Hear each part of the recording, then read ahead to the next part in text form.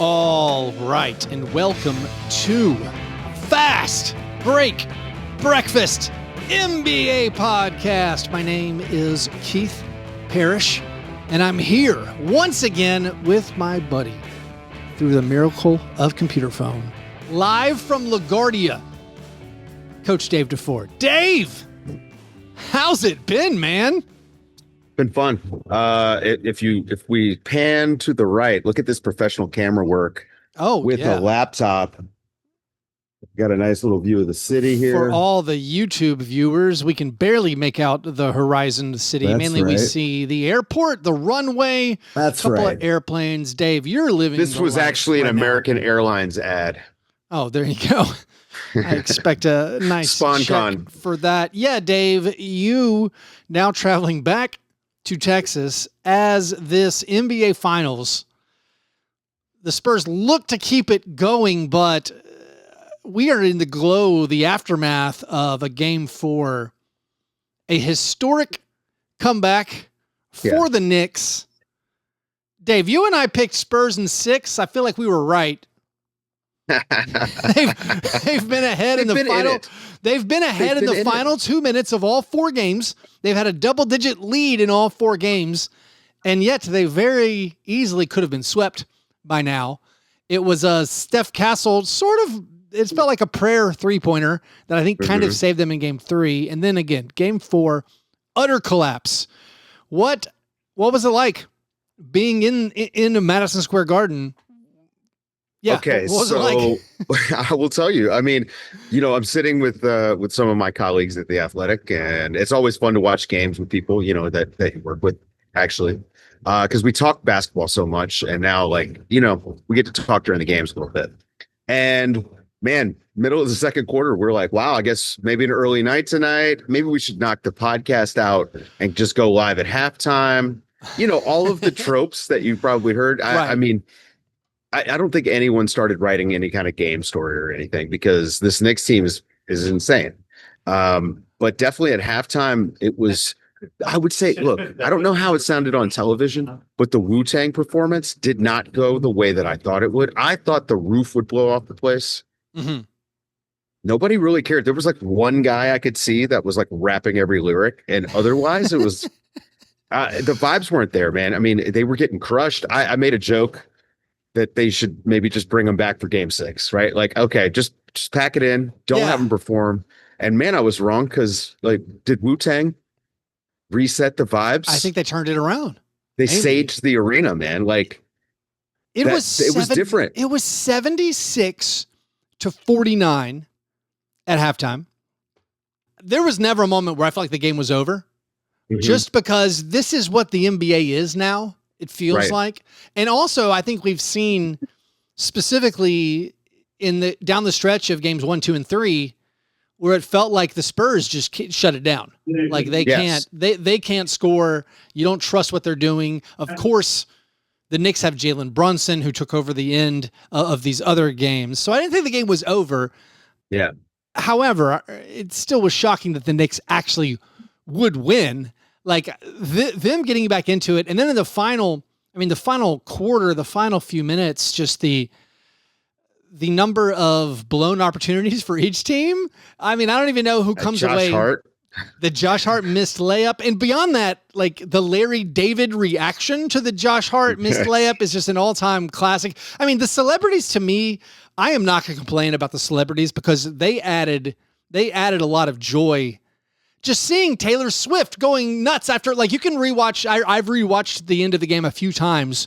You can just pick out which celebrity you want to watch along the courtside for the final 3 minutes. They're standing and going nuts the whole time. The Knicks keep making 3-pointers. OG Anunoby's the unstoppable. Somehow the Spurs leave him wide open too many times. He comes through with a game-winning block, maybe the game-saving block on De'Aaron Fox. De'Aaron Fox, not the best. A horrible game for De'Aaron Fox. Good. No. Well, he hit the big shot in Game 3. He hit the big pull up, and you were finally like, oh, this is finally the clutch player of the year, De'Aaron Fox.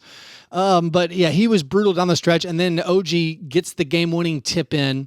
Karl Anthony Towns slightly overshadowed the game-saving tip. Like, I think Steph Castle was wide open for that play at the basket, but Karl Anthony Towns knocks it away, and now you have a Spurs team. We think it's maybe the beginning of their reign as a contender, but like Victor showing the weakness of, I think this is like the first chapter of the Victor Wembanyama story is like, he got to the finals, wasn't quite ready. Like he's had some awesome moments. I mean, maybe not ready is too strong. It's tough to say he's not ready, but like, because he struggled so bad in game 1 and in the second half of game 4, where it's like, I mean, Wemby was terrible. He's not a 40-minute player. He's not a 40-minute player. He was terrible in the fourth quarter. Yeah. I think that there's a real thing here where, and you're going to start hearing the Mitch Johnson criticism, you know, why was Wemby playing those heavy minutes when they had a 30-point lead or whatever, right? 25 points. I agree with that, because this guy, his gas tank is empty at 36 minutes, empty. Yeah. And you're asking him to summon like superhuman sort of like effort to get through the last, you know, he played 41 minutes.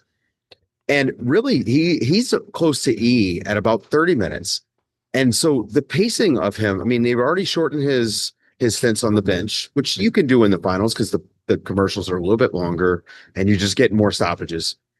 But he just doesn't have the ability to do it. And you've got to, I think, pace him out differently. And I get it. Like when he's off the court, you're a different team and a way worse team. But I think they just needed to eat some of the loss, right? Like you can lose some of that lead, especially when the guys were hitting shots. You could lose some of that lead to sneak him some rest to get him ready. But he's not he's had some amazing second half moments, but he hasn't been a second half player in the playoffs. I don't know. It's just physical limitation, whatever it is. I actually think all the Spurs look kind of tired.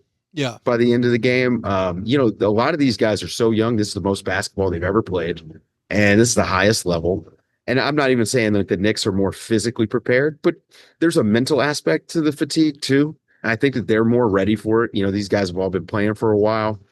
I don't know, man. It's tough to say Wemby kind of cost them the game, right? But like, sure, yeah, right. He didn't, because he just ran out of juice, and the rest of the guys weren't able to pick him up. Man, the weirdest thing to me is your offense is not really all that great, and you're making shots, okay, and then you come out in the second half and you're just chucking.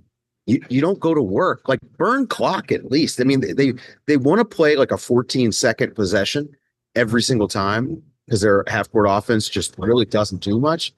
But again, this is back to Mitch Johnson. Like, you got to tell them, hey, we're going to work clock. We're going to get into our stuff 12, 11 seconds on the clock and run some of these pick and rolls. And maybe we wind up, with some last 4 seconds of the shot clock type possessions. But you need to be running the clock. Like Nikola Jokic would never. So I because I'd noticed that they'd finally burned some clock in that game 7 against the Thunder. This was one where I did worry.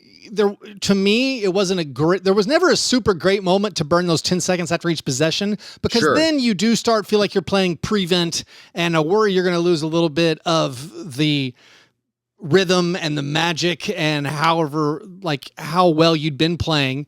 But that being said, like you say, like they were still chucking. I felt like there were multiple after timeout plays where they're trying to stop the Knicks run, where the play was just like swing it to a guy for a 3-pointer. And it was like, okay, like after getting all the praise in game 3 for Wemby actually touching the ball in the paint, and he actually had like alley-oops and finishes and things, whereas still like they never get in the paint. De'Aaron Fox never gets in the paint. They couldn't generate easy looks, and meanwhile the Knicks are just chipping away. But like you say, Wemby being gassed, if you get a reasonably average Wemby performance in the second half, they win fine. But even like the final bricks 2 free throws, I guess he was too tired to make the layup. Like he got fouled, and it seemed like it was going to be an easy and one. It seemed like they'd actually finally stopped the run. I mean, there's a couple of times. I mean, they got it back up to 20 in that fourth quarter, which is just incredible. And then even after all that, you had a De'Aaron Fox. The one play he made was making a 3-pointer. Wemby comes down and hits a jumper, and you're like, all right, 7-point lead. And then I can't remember. I think Knicks hit a 3, but then Wemby gets fouled, And it seemed like when it was that 1 point game, he was going to make an easy layup too. He missed the layup. I get probably too tired to make it. And then nowhere close on the free throws, setting up the excitement of the end. Amazing. Yeah. Just incredible stuff. Meanwhile, the Knicks, I mean, what a moment. I know they haven't accomplished the feat yet, but to take it, this commanding lead when they were down by 29, of course, the biggest comeback in finals history. It was, I don't know, it was a truly magical game, an incredible game. Even, actually, this could be, we'll jump around. My breakfast in bed apology, Dave, where I make right what I got wrong last episode. I called Mayor Mamdani Mondami. Okay, I said Mondami, it's Momdani. All right, got that wrong. But credit to him, he was like tweeting out like scheduled social media tweets like, hey, I've put the game on for free and all these like public venues, bus stops and things, and they were down by 30. It's like, read the room, man. You're down 29. Like, to me, I was like, this is like the Joker in like a Dark Knight, like the Joker's broadcasting throughout the city this horrible crime and no one can stop it. But no, it turned out great. That's amazing. The Knicks with a historic win. Dave, have you had a breakfast? What's your travel breakfast? Actually, it's funny. Because I slept in today because it's travel day and I'm going to Central Time. So my breakfast was like a shrimp guacamole, like kind of like, I don't know, bowl. Like shrimp and rice bowl. Shrimp for breakfast, speaking my language. Yeah. I've been cooking this week. This is like this summer. I've had a couple of like resolutions this summer. I am trying to read books more. I am also. What you reading right now? Right now, I'm reading The Dutch House by Nashville author Ann Patchett. It's actually amazing. I'm about halfway through. I'm loving it. And I just finished up that Jeff Pearlman, Bo Jackson documentary. My wife challenged me to read a work of fiction, preferably by a female author. So that's what I'm doing right now. And it's spectacular. I'm also trying to learn how to cook. I felt like when I married my wife or I met my wife, like I was a bachelor with no cooking skills. However, I was like learning some things just out of pure survival. And when we started our relationship, I was like going to cook and she was going to like earn all the money, but I was so bad at cooking. She's like, this is horrible. Let me do it. And that kept being the everything. Like she's like a fantastic chef. So it kept being like, no, this is terrible. Here, let me do it. So it eventually became that she made everything and I lost whatever skills I had. So now I'm like baby steps working my way back. But this morning made some French toast. Nice. Treated the kids to French toast. It tasted fine. Totally fine. It didn't look totally right, but like it actually I'll say it tasted pretty good. I was happy I could taste everything. Well, that's the sugar. Well, it's the sugar, but like the fact that it wasn't just the syrup, the fact that I'm like, oh, I can actually taste the cinnamon and the vanilla and the egg. Like I taste it all. So I was pretty happy for like the first How's your try. Grilled cheese game? See, grilled cheese, I never lost. I can still do grilled cheese just fine. Because I was making that for the kids. You like thick? You use thick toast? What's your secret? I'm not a bread connoisseur. Whatever we have in the house. I know there's different. Yeah. Oh, I know with the French toasts, you're supposed to pick the special bread. I don't know what the right one is, but you can use sourdough. I've had brioche French toast, which is pretty good. We just did like a pretty thick. I just grabbed some white bread, but it was fun. Nice. Well, it gets the job done. Did pancakes yesterday. I've grilled shrimp this week. I still know how to make shrimp just fine. I've done hamburgers, made some chicken tacos. I'm just trying to get back on, I'm having a cooking renaissance. So yeah, that was my breakfast. That was your breakfast. We did some apologies. Here's my favorite stat, Dave, from Game 4. The basket that was being guarded by John Starks and the Knicks alumni, only allowed 79 points for the whole game. Wow. It was minus 55. The Knicks defense. The other basket allowed 134 points. The John Starks basket, I felt like John Starks was trying to get ejected. John Starks was throwing air punches like really close to the referees, like screaming about calls. It was really amusing. It was 134 to 79. Just one basket allowed all the points. The other basket, it was really hard to score on. I credit Latrell Sprewell staring people down there. What is Who has been the most unlikely contributor or X factor for you into this series? And this is probably too short-sighted of me because who I'm going to pick. I mean, unlikely is kind of, I don't know. Is it rude? No, it's not rude. I mean, because I think like OG Anunoby, if they win game 5 and OG has a pretty good game, he's the finals MVP. He could be, although it is irresponsible because it's Jalen Brunson. But like OG was unstoppable in game 4. Yeah. But also, I mean, Brunson getting 30 points every game despite the defensive attention. Yeah. And Brunson may win it. So I don't know. I mean, I don't know. You go first and let me kind of see where you're. Maybe this is me just taking too much from the end of game 4, but like Jose Alvarado being a part of the finals and being huge and him closing the game, the clutch 3-pointer, like he made multiple threes in the fourth quarter and providing the ball handling release. Like the fact that Jose Alvarado is out there doing stuff, it's like, that's incredible. Yeah. It's amazing. I was thinking Jordan Clarkson in game 3, but like Jordan Clarkson, end of third quarter, fantastic. Start of fourth quarter, Jordan Clarkson, right? And like I expected Jose Alvarado to turn into a pumpkin too. Yeah. And he didn't. I mean, they were way better with him on the court. Like you said, the ball handling relief that he was able to provide. Yeah. That was the secret for the Spurs in limiting Brunson, was that he had no one else that could help him dribble, not even up the court. Like when they would get into a handoff action, it was like, hey, Josh Hart, please don't fumble the ball. So Alvarado, I mean, Deuce was supposed to be this guy, but he isn't sticking even his open looks, like he wasn't hitting. And Alvarado, I mean, not only that, but he was making stuff happen and he was going at Wemby. And he should have gotten a flagrant probably. Oh man. That's actually, so the refereeing continues to be a discussion point, not for some, like there were some missed calls that they're obviously, they're letting them play, and they're letting them play to a degree that I find a little bit shocking. I feel like in game 3, there was a couple of really blatantly obvious foul calls where they're just like, we're not calling that tonight. And I was like, I'm in. Like, if we're not, like, let's just get rid of that. There was like one where Jordan Clarkson, remember, like got sort of undercut on a jumper. And it was just like, I've never seen refs just not call that. There were a bunch of fouls not called in the fourth quarter last night. Karl Anthony Towns had one where Wemby fouled him like 3 times and they didn't do anything.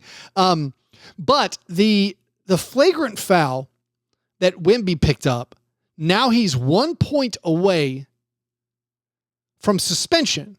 Okay, but he won't be ejected if he gets it in the next game, right? But he would miss the following. He would miss the following game. And I gotta say, for 7-footers, for 7'5" guys, they are more at a risk of accidentally picking up. Like I don't even think Mitchell Robinson's elbow to Wemby, clearly on purpose. I am one who always says professional athletes know where their limbs are going.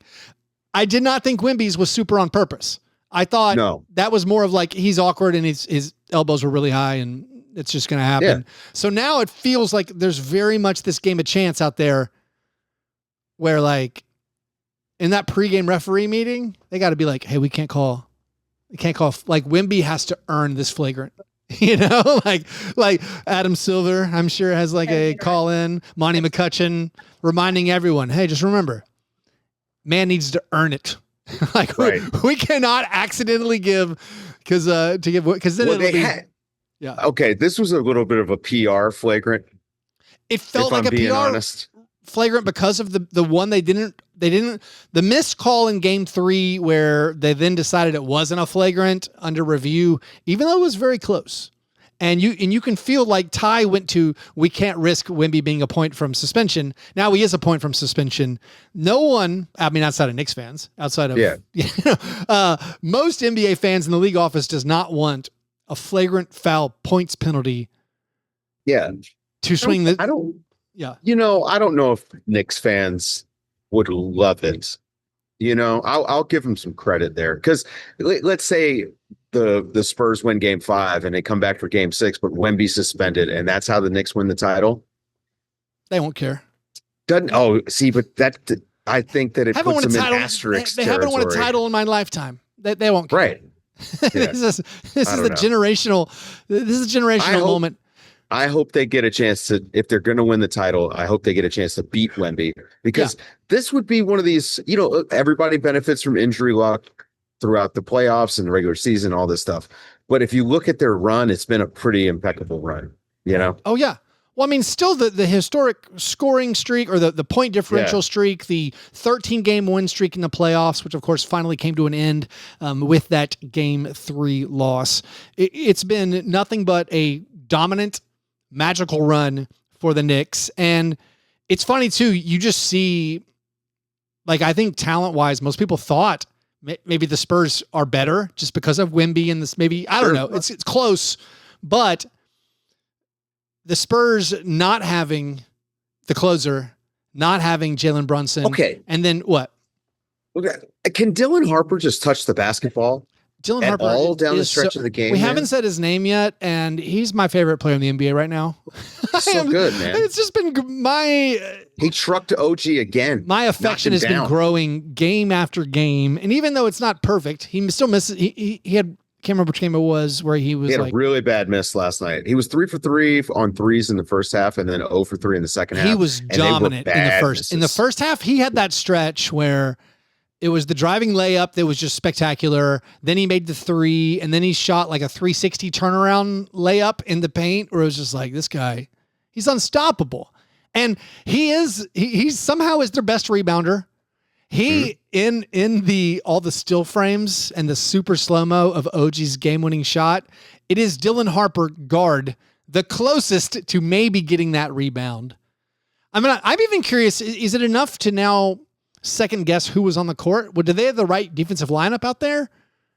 I mean, yes. I think that the debate would be, do you want Wemby to be the guy that doubles the ball and take him away from the rim?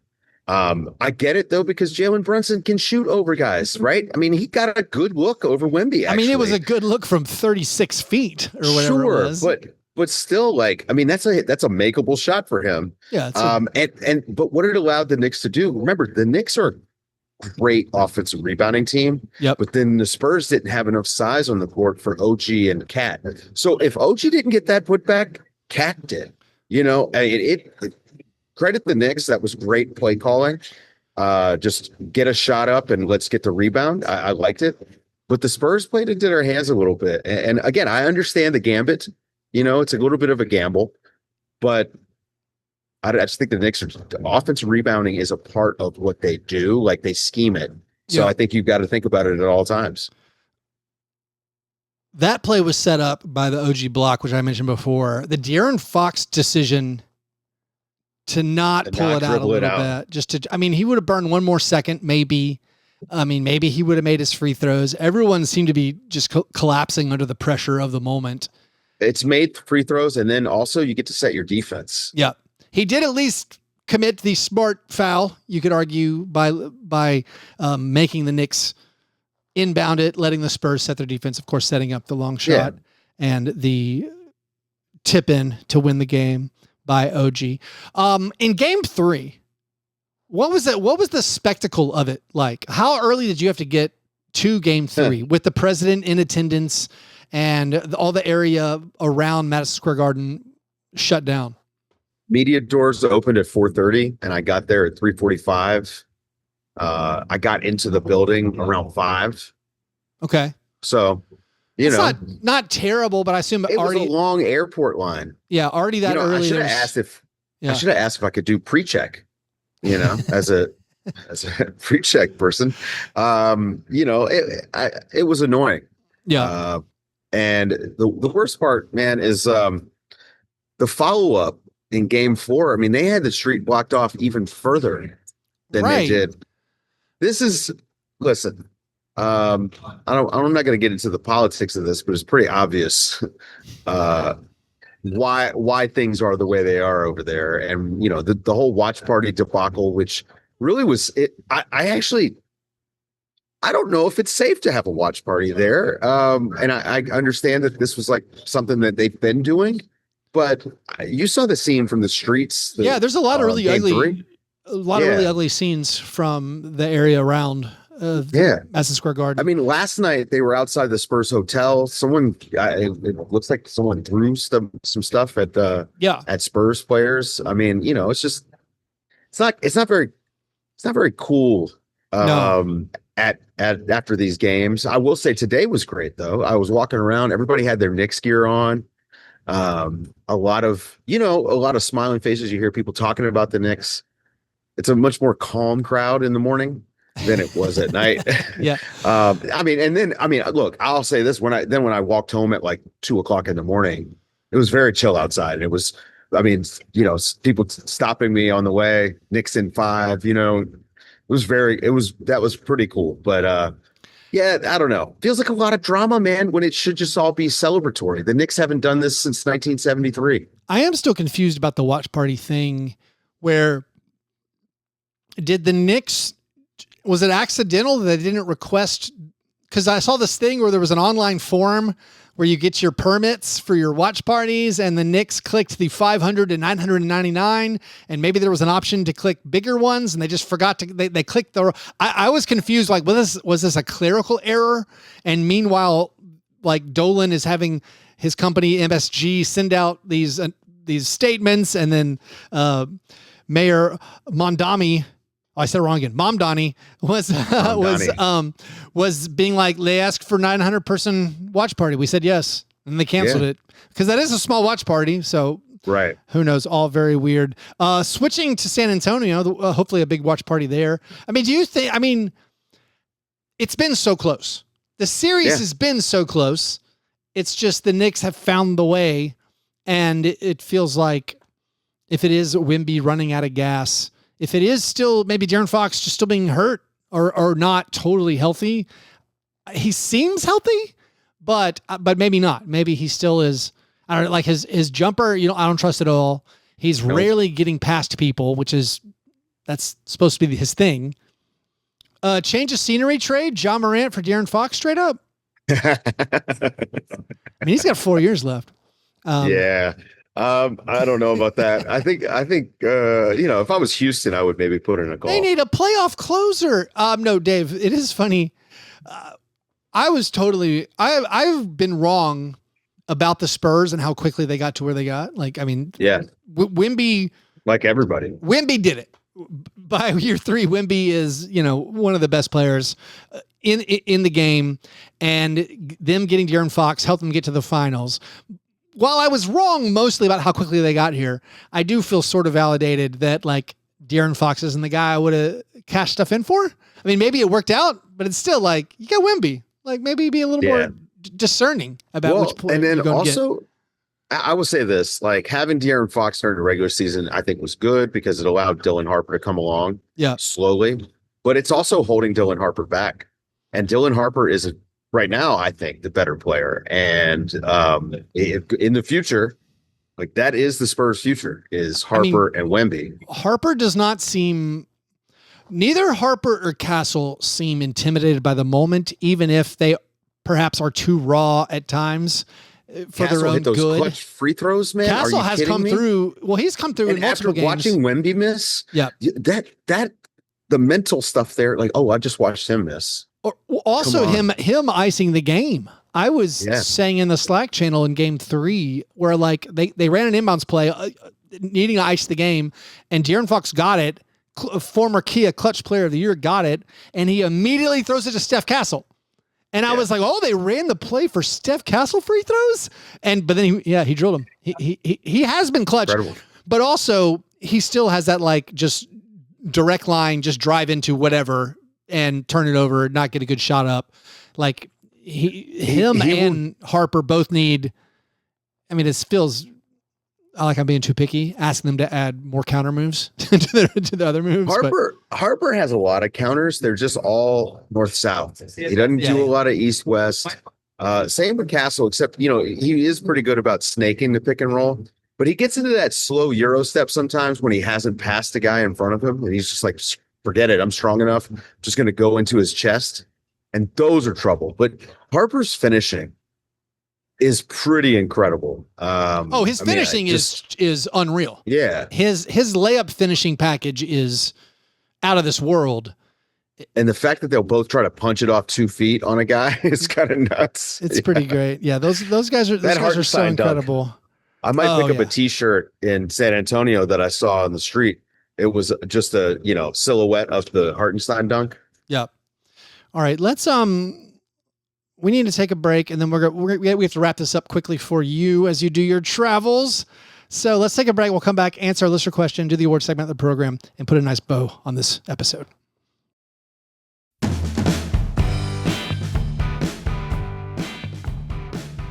All right, Dave, here is a listener question about what looks to be, let's say if the Knicks win it, but this is a croissant questioner. Any questions? All right, this question is from the question master, Magnus, who wants to know if this Becky Hammon quote is wrong. Becky Hammon said 3 years ago, if your best player is small, you're not winning. With her exception being unless you have Steph Curry. So if your best player is small, you're not winning. What is small? Because Steph Curry's 6'3". Like, is that small or is it 5'11" Jalen Brunson? Okay. Is Jalen Brunson 5'11"? Sources say. Okay. I mean, was he 6 feet? I don't know. That's small for the NBA. Internet says 6'2". Yeah, I don't think it's correct just because we're seeing it. Yep. I guess. I mean, Brunson's the thing about it is Brunson not similar to Steph Curry, except he touches the ball a lot. When you think about it, right? Like, he's a really good shooter. He's a really great shooter. He's got excellent touch. He's got footwork. He's got post moves. To disagree a little bit, he's not the shooter that you have to guard 3 steps behind the line. Like, I know they ran that play for him to shoot a 36-footer. He doesn't have the same range. But he doesn't have the same range. So, like, that Steph spaces the whole court a little bit different. Court. Yeah. They're picking him up full court. I mean, just functionally. I don't mean he plays like the same as Steph Curry, obviously. But like in this series, like, you just think about it. They're picking him up full court. The focal point of the defense is him. They're not double teaming him though, because they have the guards to stay in front of him, and then they can overhelp on Cat, right? But I think that it's not dissimilar as far as just being a knockdown shooter. He moves without the ball. You have to pay attention to where he's at. And then, I mean, he's got post moves, man. Which for a guy his size, you don't think about it as a tool, but he's turned into a weapon. And so I don't know. I mean, I think you can win with the right small guards. I don't think that. I mean, yeah. I don't think the size of that guy matters all that much. I do think it's about. Like, he doesn't die on defense. Like, Trae Young is a total zero on defense. Whether he tries hard or not, he just physically doesn't have the build for it. Jalen does. I mean, and he's not a good defender, but he at least holds up a little bit. I think that makes a difference, right? Like, they can't just attack him over and over. I really thought the Spurs would have way more success attacking Jalen Brunson. I thought De'Aaron Fox was underwhelming in the Thunder series. Acknowledging his ankle issue, I still thought he would be better going against Brunson. And with Harper and Castle, I thought they'd be able to get in the lane a little bit more. Credit that Knicks defense that they haven't. Knicks have been really good at pre-switching. But also, there's never been a time in NBA history, I don't think, where you could win the title with your best player being 6'2", who also was like Brunson finished 10th in the All NBA vote. So he was he was like the last guy on second team All NBA. And that's never been a formula. Maybe that was a mistake. Maybe it was a mistake. I mean, in retrospect, he's better than Donovan Mitchell. Right. But like, still, when the Celtics won a few years ago, when the Celtics won a couple years ago, it was like, wow, they don't have a top 3 player. They won with like the 5th best player or whatever you thought Tatum was. Yeah. Or, so like, I don't know. I don't know if is the NBA just different now? I would say so. I mean, so like the historical parallels don't matter. You can have your best player be short, maybe. He also has one of the more diverse shot charts in the NBA. Like, I think he is such an unpredictable player. I mean, God, and he's gotten so great at getting a guy in the air, going into him and getting the foul and hitting that like free throw line floater. How many and ones has he gotten in the playoffs on that? I just think when you can shoot the way he can and from every spot on the court the way he can, again, he's not a 35-foot range guy, but if he winds up open and he catches it, it's cash, and he can work you both directions with the ball in his hands. I don't know, man. I think I just don't think him being 6 feet or whatever matters. Yeah. Now, I think it matters less and more. I think it matters more to be a 7'5" guy with an 8-foot wingspan, right? And I think if you can shoot for real, and if you can handle the way he can, and by the way, he's not a bad distributor because he draws the defense in, then, does it matter if you're 6 feet tall? And I also think nowadays, maybe more than ever, your best player has to be able to create his own shot and not be dependent at all on guards. Like Right. Wemby is still somewhat dependent on guards, and he's still somewhat dependent on fighting for position and getting the ball in the right spot. So it's always helped. Usually all your best Right. players, but like having just like a power center is not really going to get you there. Maybe if you can't create your own shot. If Wemby gets a hang dribble, like a real one, like if he gets that hesitation hang dribble down this summer, I could see him being able to open up for more pull-ups, like KD. I hope he's watching a lot of KD tape, actually. Yeah. One more question from Caleb. How long will Mamdani remain mayor if the Knicks win the finals? I don't know what the rules are. I don't know what the rules are. Yeah. There's It does seem like the mayor is like the king of New York, though. Yeah. It seems good for him politically. Anyway, thanks for the questions. If you want your question answered on air, you got to be a supporter at patreon.com/fastbreakbreakfast. All right, Dave, it's time for the awards segment of the program, the International Stackhouse of Pancakes Award, given to the worst performance in the box score. Here are our worst shooting performances from the last week. I guess we will go with, all right, Landry Shamet, game 3, 1 for 8, 3 points, 4 rebounds, 2 assists, 5 personal fouls. That's impressive. De'Aaron Fox, this is game 1. 3 for 13, 7 points, 4 boards, 5 assists. Got 2 of those. 3 turnovers, 5 fouls. Let's also do, let's do the Wemby. 6 for 21. A lot of stuff though. 26 points, 12 rebounds. He had 6 turnovers. That's notable. We'll give an honorable mention to the Dylan Harper 5 for 18 and the Jalen Brunson 7 for 25. Also honorable mention to Miles McBride and Josh Hart, both having an 0 for 4. I mean, Josh Hart, I didn't even notice this. He didn't score last night. No. Yeah, that's incredible. Oh wait, no, I'm sorry. That's the wrong game. It was game 3, right? Yeah, He didn't score. What is this? June 5th. My games are running together. Yeah, the games are running together. That's game 2. Game two. Where they won by a point. What did he do in game 3? Now that I'm totally confused. All right, so game 1, Josh Hart was 1 for 5 with all the rebounds, the 15 rebounds. Game 2, he was 0 for 4, and they win. Oh, he was 6 of 10 in game 3. In game 3, he made his shots. Yeah, he hit the 3-pointers in game 3. That's right. Yeah. That's right. There He we hit go. the 3s. We put it together. All right, so what did I say as I'm doing this, just looking at Basketball Reference and not having organized my thoughts? De'Aaron Fox, 3 for 13, was 7 points, 5 assists. Landry Shamet, 1 for 8, 3 points, 4 rebounds.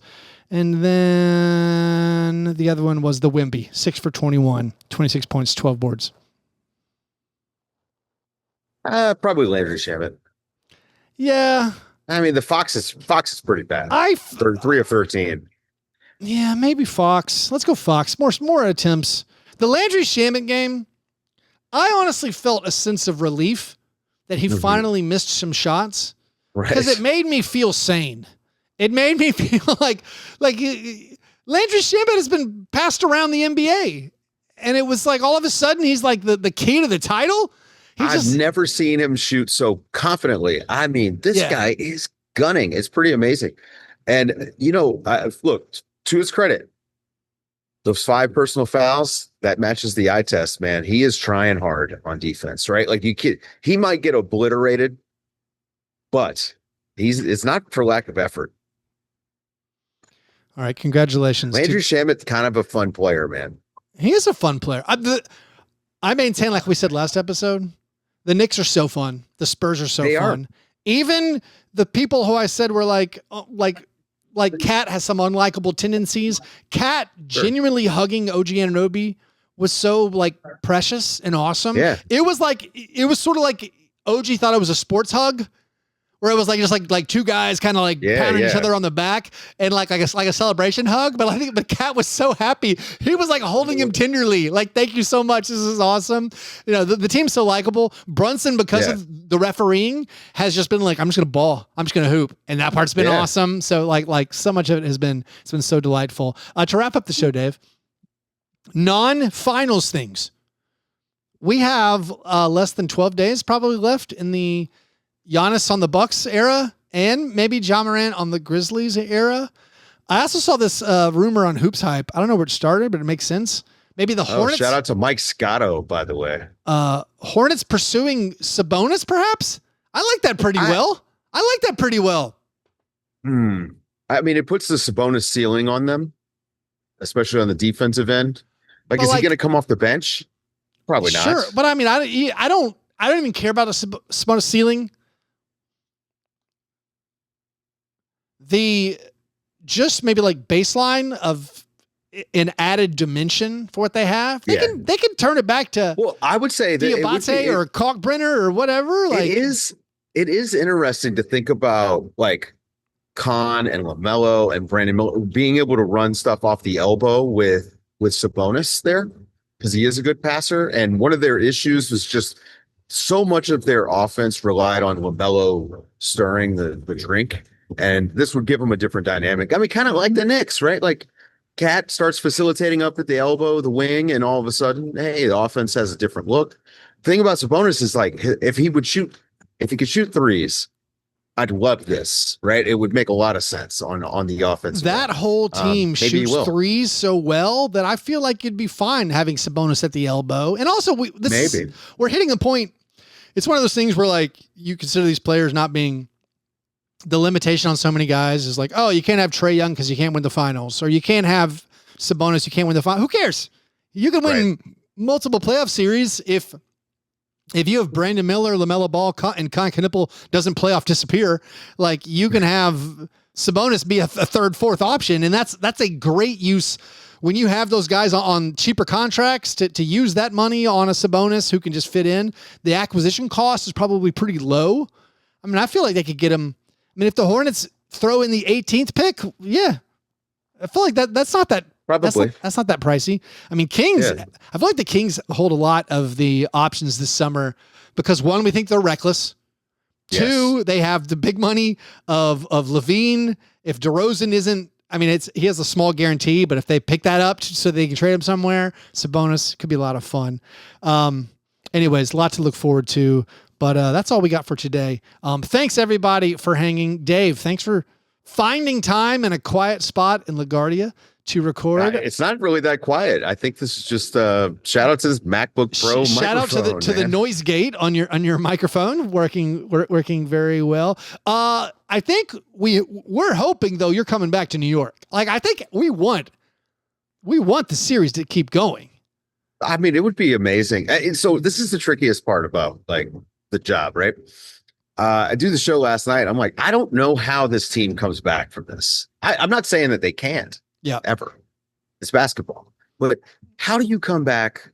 They're all babies, right?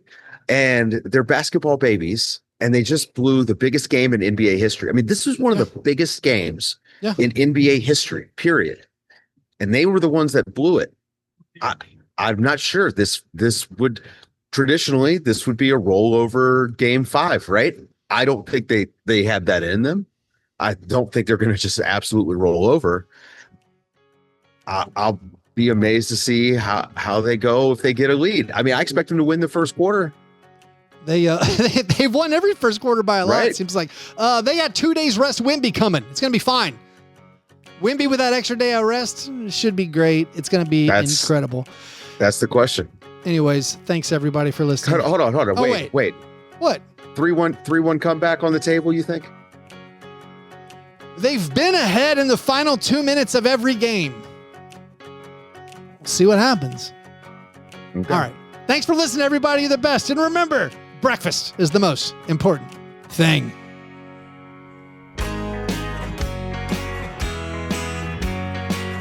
Yeah, never apologize for being G&G. Fair break, man. You understand? I will remember.